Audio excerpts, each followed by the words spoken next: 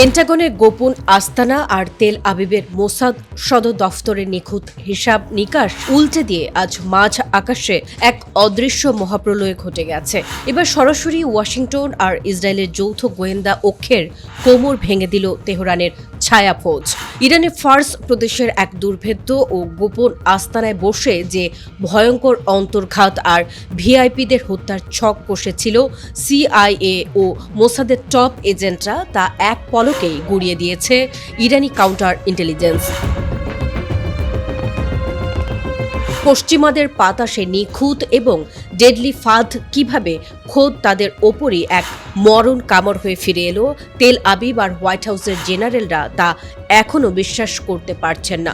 Farce প্রদেশের গোয়েন্দা দফতরের পাবলিক রিলেশনস বিভাগ থেকে রিলিজ করা এক জরুরি অফিসিয়াল বিবৃতিতে স্পষ্ট জানানো হয়েছে, দুই পরাশক্তির মদতপুষ্ট এই টেরর স্কোয়াডকে অত্যন্ত হাইটেক নজরদারি এবং টেকনিক্যাল অপারেশনের মাধ্যমে সম্পূর্ণ কোণঠাসা করা হয়েছে। গত জানুয়ারি মাসে ইরানের মাটিতে যে মারাত্মক দাঙ্গা ও বিশৃঙ্খলা সৃষ্টি করা হয়েছিল, সেখানে সরাসরি মাঠ পর্যায়ে অংশ নেওয়া 15 জন এলিট ক্যাডারকে এই রুদ্ধশ্বাস অভিযানে জ্যান্ত বন্দী করেছে ইরানি জওয়ানেরা। ধৃত এই এজেন্টরা মূলত দুটি পৃথক আন্ডারগ্রাউন্ড সেলে বিভক্ত হয়ে অপারেশন পরিচালনা করছিল। সবচেয়ে বড় টুইস্টটি হলো তারা সীমান্ত পেরিয়ে বিদেশের মাটিতে সদ্য গড়ে ওঠা একটি কুখ্যাত অ্যান্টি ইরান টেরর আউটফিটের সাথে সার্বক্ষণিক লাইভ যোগাযোগের মাধ্যমে সরাসরি তেল আবিবের ডিফেন্স মিনিস্ট্রি থেকে প্রতিটি কিলিং মিশনের কমান্ডো পাঠাচ্ছিল। সমরাস্ত্র দুনিয়ায় আসল প্যানিক তৈরি হয়েছে এই ঘাতক দলটির হাইটেক হাইড আউট বা গোপন আস্তানা থেকে উদ্ধার হওয়া সমরাস্ত্রের খতিয়ান দেখে। ইরানি কাউন্টার ইন্টেলিজেন্স ফোর্স সেখান থেকে 5টি অত্যাধুনিক অ্যাসাল্ট রাইফেল, বিপুল পরিমাণ জ্যান্ত বুলেট এবং সবচেয়ে গুরুত্বপূর্ণ পেন্টাগনের তৈরি 5টি high speed Starlink satellite internet terminal উদ্ধার করেছে। এই স্টারলিংক টার্মিনালগুলো মূলত ব্যবহার করা হচ্ছিল মার্কিন গোয়েন্দা স্যাটেলাইটের সাথে সরাসরি যুক্ত থেকে সাধারণ ইন্টারনেট ট্র্যাক এড়ানোর জন্য। মোসাদের নির্দেশে ইরানের প্রধান জনবহুল এলাকায় বড় ধরনের বোমা হামলা এবং নাশকতা চালানোর জন্য এই দলটিকে উন্নত সামরিক ট্রেনিং দেওয়া হয়েছিল। কিন্তু ঘাতকরা তাদের প্রথম হামলার বোতাম টেপার আগেই ফার্স প্রদেশের স্পেশাল ফোর্সের সাঁড়াশি আক্রমণের মুখে সম্পূর্ণ অবশ হয়ে যায়। মধ্যপ্রাচ্যের জলসীমা এবং কায়রোর সুরক্ষিত কূটনৈতিক টেবিল কাঁপিয়ে দিয়ে আজ এমন এক অবিশ্বাস্য ও হাড়হিম করা গোপন সামরিক চুক্তির খতিয়ান প্রকাশ পেয়েছে, যা ওয়াশিংটনের ওভাল হাউস আর পেন্টাগনের জেনারেলদের পায়ের তলার মাটি এক নিমিষেই কেড়ে নিয়েছে। পর্দার আড়ালে তৈরি হওয়া এক নতুন মেগা মুসলিম অক্ষ শক্তির রূপরেখা এবার বৈশ্বিক গণমাধ্যমে আছড়ে পড়ল। ইরানের অর্ধ সরকারি বার্তা সংস্থা তাসনিম নিউজ আজ এক চাঞ্চল্যকর তথ্য ফাঁস করে দাবি করেছে, ইরানের মাটিতে নতুন করে মার্কিন আগ্রাসন রুখতে এবার প্রকাশ্য রণহুঙ্কার ছেড়েছে পিরামিডের দেশ মিশর। কায়রো পরিষ্কার ভাষায় ওয়াশিংটনকে সাফ জানিয়ে দিয়েছে, তারা মধ্যপ্রাচ্যে আর কোনো রক্তক্ষয়ী যুদ্ধ দেখতে চায় না। কিন্তু এর পরেও যদি ডোনাল্ড ট্রাম্প প্রশাসন ইরানের ওপর বিন্দু পরিমাণ হামলা চালানোর ধৃষ্টতা দেখায়, তবে তেহরানের আকাশ ও মাটি রক্ষা করতে সরাসরি মার্কিন ফৌজের বিরুদ্ধে যুদ্ধক্ষেত্রে নেমে পড়বে মিশরের ইতিহাসের সবচেয়ে ডেডলি আর দানবীয় কমান্ডো স্কোয়াড, যা থান্ডারবোল্ট ফোর্স নামে পরিচিত।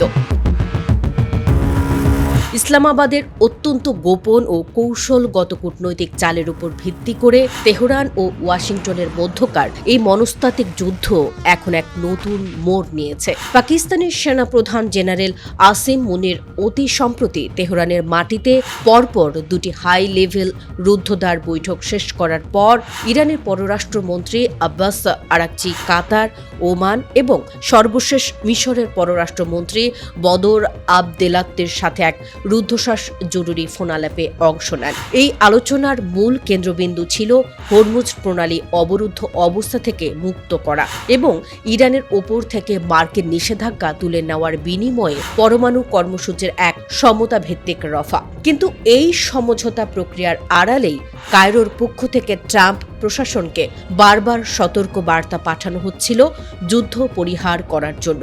মিশর স্পষ্ট করেছে, মার্কিন স্বার্থে তেল আবিব যেভাবে পুরো মধ্যপ্রাচ্যকে ধ্বংসস্তূপে পরিণত করছে তার চূড়ান্ত খেসারত এবার ওয়াশিংটনকে দিতে হবে। আন্তর্জাতিক প্রতিরক্ষা বিশেষজ্ঞরা খুব ভালো করেই জানেন, রাশিয়ার রমজান কাদিরেভের স্পেশাল ফোর্সের নিষ্ঠুরতা ও যুদ্ধ কৌশল যেমন ইউক্রেন রণাঙ্গনে কাঁপন ধরিয়েছিল, এই থান্ডারবোল্ট ফোর্স তার চেয়েও বহুগুণ বেশি আধুনিক এবং অপ্রতিরোধ্য। পেন্টাগনের তৈরি করা যে কোনো এয়ারবোর্ন বা গ্রাউন্ড অপারেশনকে মাঝপথেই অবশ করে দেওয়ার জন্য এই কমান্ডোরা বিশেষভাবে ট্রেন্ড। ট্রাম্প প্রশাসন যখন হরমুজ প্রণালীর নিয়ন্ত্রণ ফিরে পেতে ব্যাকুল, ঠিক তখনই মিশরের এই ডাইরেক্ট অ্যাকশনের ঘোষণা আমেরিকার পুরো এশিয়ান ও মিডল ইস্ট মিলিটারি থিওরিকে ডাস্টবিনে ছুড়ে দিয়েছে। এর সোজা অর্থ হলো, ইরানের বিরুদ্ধে নতুন কোনো যুদ্ধ শুরু করলে ট্রাম্পকে এবার কেবল তেহরান নয়, বরং কায়রোর এই অজেয় দানবীয় ফোর্সের মুখোমুখি হতে হবে।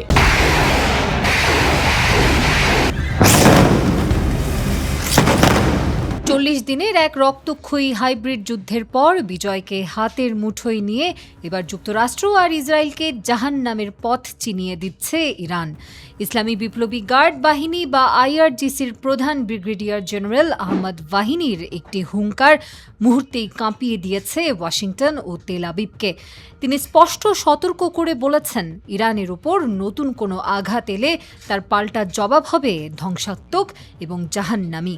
সাম্প্রতিক যুক্তরাষ্ট্র ইসরায়েলি আগ্রাসনকে তৃতীয় চাপিয়ে দেয়া যুদ্ধ হিসেবে উল্লেখ করে ওয়াহিনী বলেন, জায়নবাদী আমেরিকান শত্রুর সন্ত্রাসী হামলার পরও ইরান আবারও বিজয় অর্জন করেছে। সর্বোচ্চ নেতা আয়াতুল্লাহ আলী খামেনি এবং নিরীহ স্কুল শিশুদের শাহাদাতের পর ইরান যে চূর্ণ বিচূর্ণ প্রতিরোধ গড়ে তুলেছে তার সামনে মার্কিন ইসরায়েলি অক্ষ আজ দিশেহারা। পেন্টাগনের ভেতরের সূত্রগুলো বলছে, ইরানের এই সক্রিয় পারমাণবিক ক্ষেপণাস্ত্র এবং সাইবার ক্ষমতার আকস্মিক রূপ দেখে মার্কিন সমরবিদদের কপালে এখন চিন্তার ভাঁজ। অন্যদিকে তেল আবিবের সামরিক সদর দফতরে চলছে তুমুল বিতর্ক, কিভাবে ইরানের এই জাহান্নামী পাল্টা আঘাতের হুমকি মোকাবেলা করা সম্ভব। সামরিক বিশ্লেষকদের মতে, অপমানজনক যুদ্ধবিরতি মেনে নেওয়ার পর পশ্চিমা শক্তিগুলো এখন কার্যত ফাঁপড়ে পড়েছে। জনগণের অকুণ্ঠ সমর্থনে ইরান এখন আকাশ, জল, স্থল এবং মহাকাশে সর্বোচ্চ প্রস্তুত। পেন্টাগন আর ইসরায়েলের পরবর্তী পদক্ষেপ কী হয় সেটাই এখন দেখার বিষয়।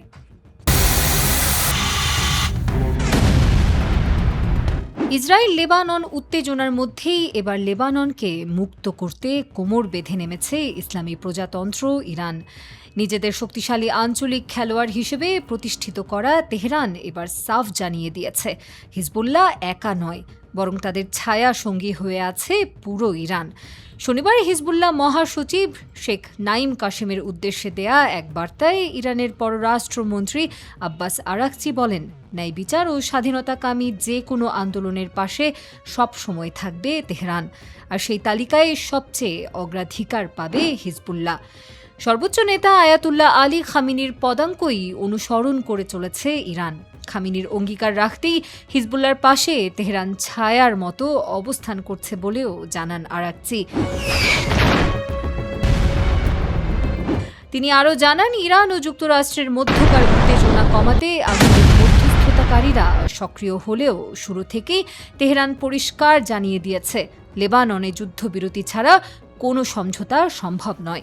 এমনকি পাকিস্তানের মাধ্যমে পাঠানো সর্বশেষ প্রস্তাবেও লেবাননকে স্থায়ী যুদ্ধবিরতির অংশ হিসেবে অন্তর্ভুক্ত করার দাবি জোরালোভাবে তুলে ধরা হয়েছে।